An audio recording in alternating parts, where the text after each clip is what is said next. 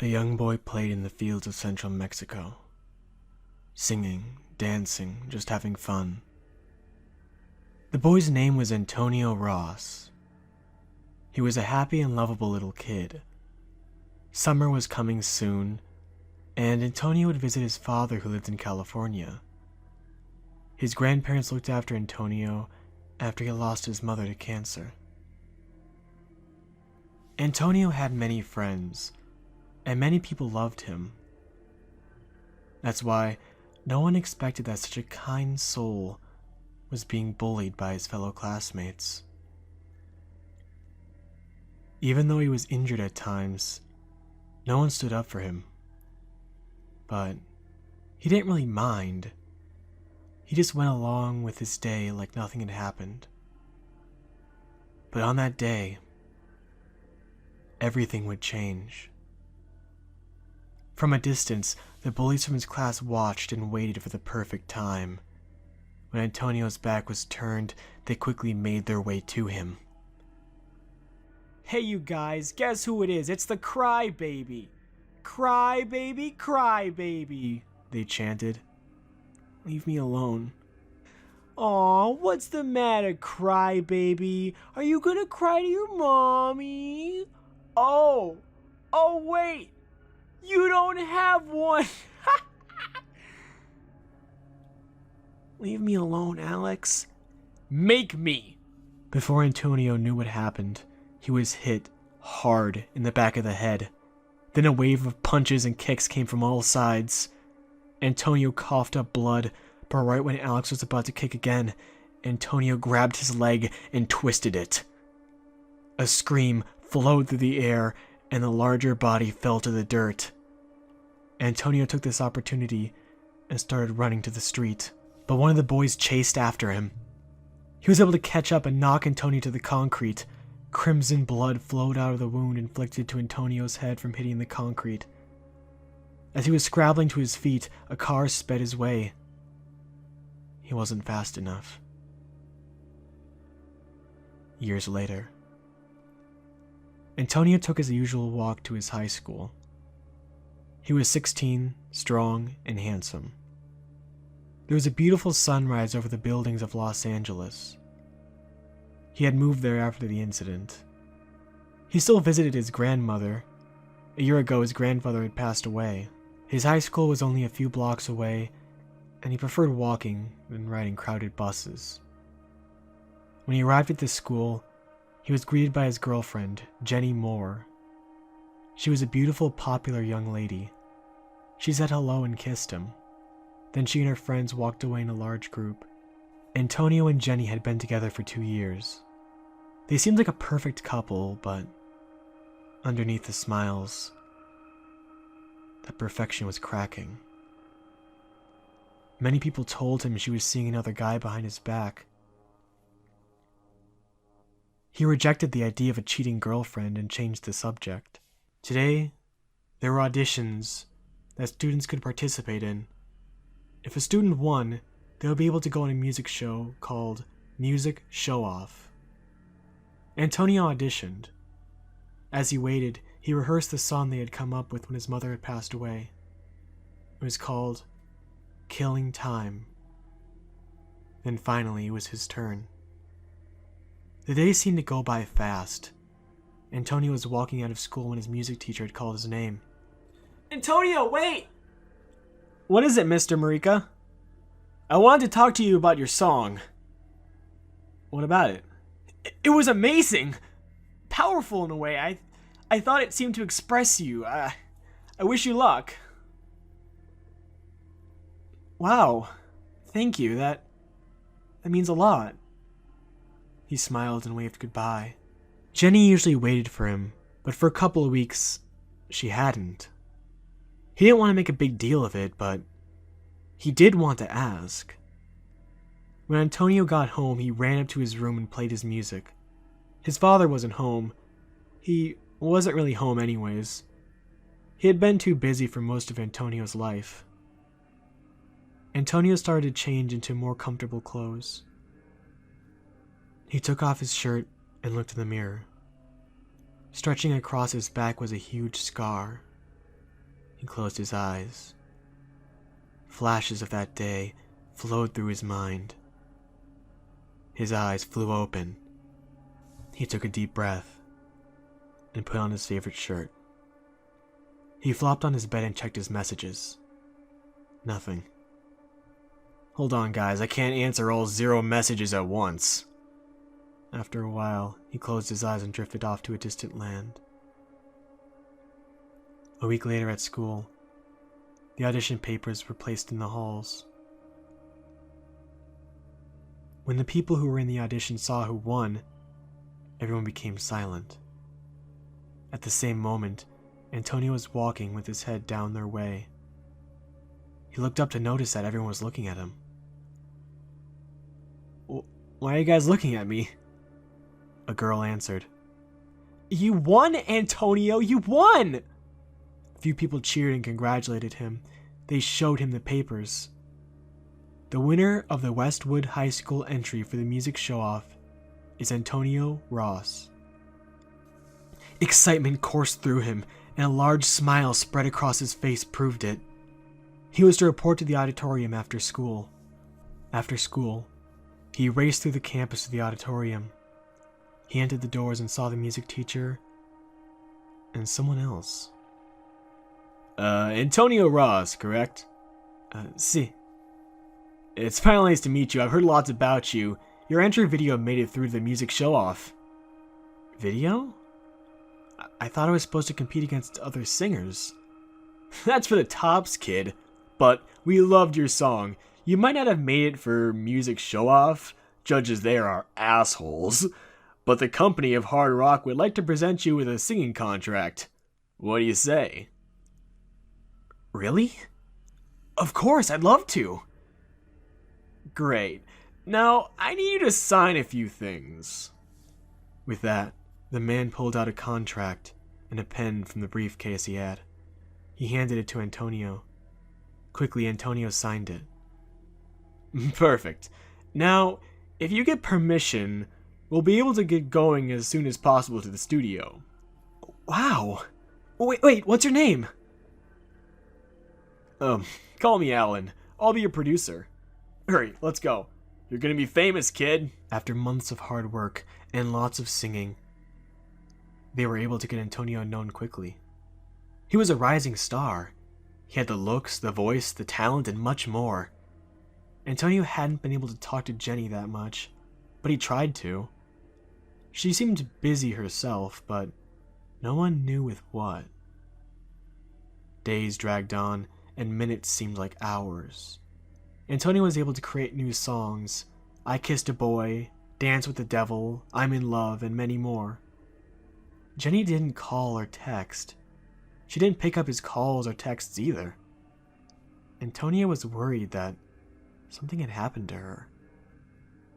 Then, one day, he found out why. A close friend had told him that she was seeing another guy behind his back. He also had pictures of them. His friend told him that she had been seeing the other guy for more than a year. His name was Alex. Antonio's heart stopped. Alex? Alex Lopez? Yeah, do you know him? But Antonio didn't answer the question.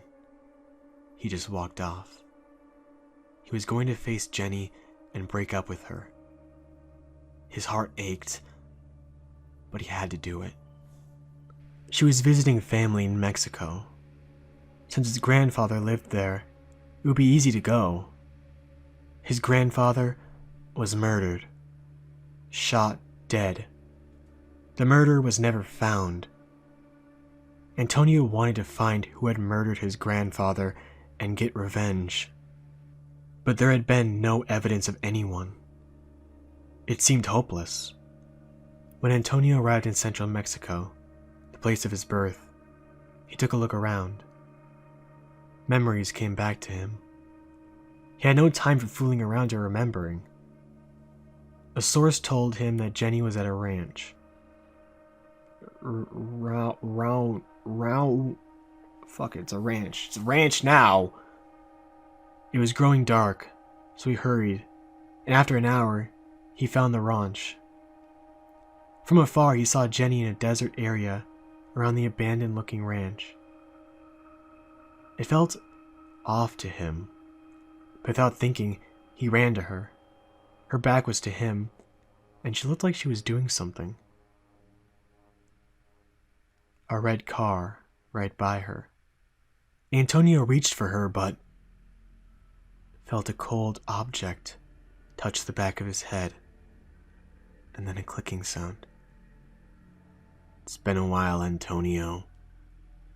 Antonio's eyes widened as he realized who the voice belonged to. I agree, Alex. It's been a very long while. Jenny turned around, a smile stretching across her face.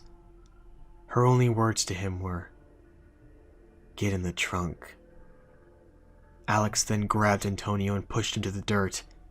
He climbed on top of his back and quickly tied Antonio's hands together. Pointing the gun at Antonio, Alex instructed him to get inside the trunk and then slammed it hard. All Antonio could do was wait. The car started and drove down a bumpy road. It seems like an hour before the car stopped. The truck door opened and Antonio was thrown out. He looked around. Up ahead was the hill that he was on right before the incident. Alex pointed the gun and said, "Go up there." But what Alex didn't know was that Antonio had managed to untie himself. In a flash, Antonio kicked the gun out of Alex's hand and tackled him down. They rolled to the floor, throwing punches. Blood flew and bones cracked. Alex tried getting the gun, but Antonio wrapped his arms around his neck and started choking him. Alex clawed and punched Antonio. He freed himself, but like years before, Antonio grabbed Alex's leg and twisted it as hard as he could. Cries echoed through the air. Antonio ran, grabbed the gun, pointed it at Alex, and bang! Blood poured, but not Alex's, Antonio's. Ahead of them stood Jenny, gun in hands. She shot him through the chest. Antonio fell back, fighting for air and trying to stop the crimson blood from exiting his body. Alex got up, still coughing blood, picked up Antonio from his hoodie, and dragged him up the hill. Limping and tripping, Alex plopped Antonio down. Right beside Antonio was a dug-up grave. A grave for him. He was too weak to move. Jenny walked up to him. Using her foot, she kicked him in, aimed the gun at him. But before she shot him, Alex said, "Hey, Antonio, you remember that your grandpa was shot? No one knew the killer?" "Well, you're looking at him." Alex smiled and laughed. He then kissed Jenny. Antonio closed his eyes, heard the gun click, and... Special news report.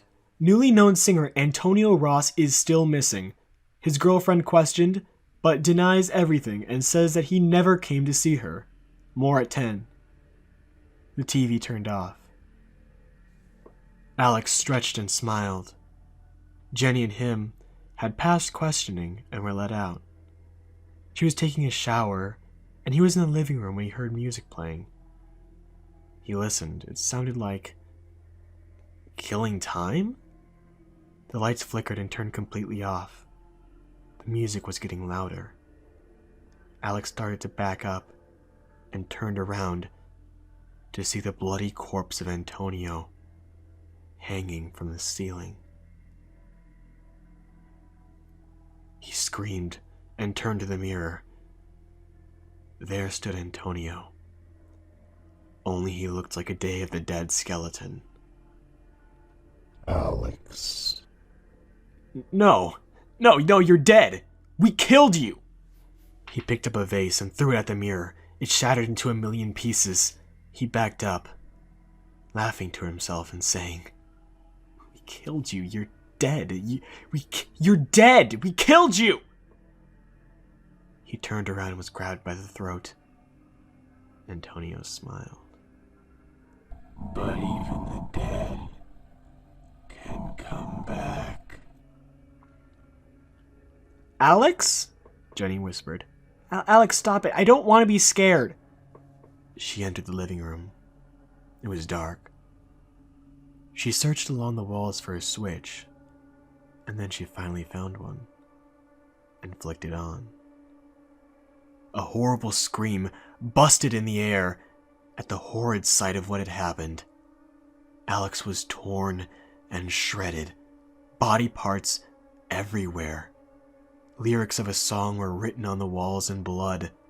Alex's skeleton hung on the ceiling fan, turning and turning. Crimson blood soaked the carpet and furniture. Everything was destroyed. The glass was shattered. Shards were hard to miss. A bright light was glowing. Jenny rushed to the phone and dialed 911. The phone was disconnected. Jenny,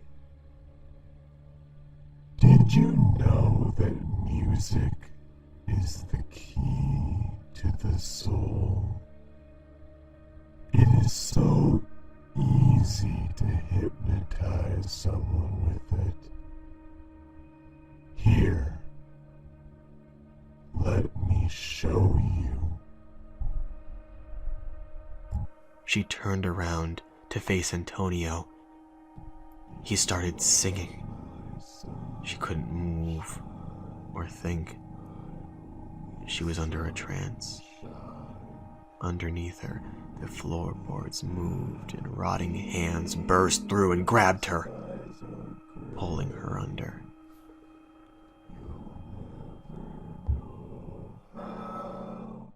How much I love you. Please don't take my sunshine away. See you in hell. Blood splattered, and a grin was plastered on his face, his teeth like knives. Music is the key to the soul. Special news report. A young man found dead in a house. Horrific sight. Blood of another person has been found, but no body. The skeleton was removed from the man's body, and there is a huge hole in the floor. The man's name was Alex Lopez. A young woman was sighted with him. Her name was Jenny Moore. More at 10.